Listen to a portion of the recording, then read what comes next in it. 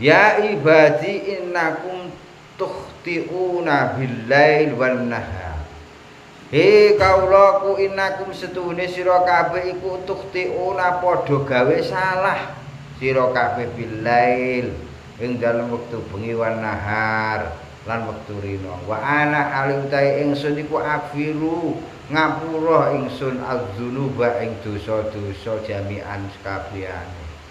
Kaulaku awakmu iku bendina iku do berbuat salah ya do gawe kesalahan ya lah aku iki zat sing maha paring pangapuran dawuh Allah taala wa ana aghfiru dzunuba jami'an awakmu gawe kesalahan bendina lek lah aku iki zat sing paring pangapuran.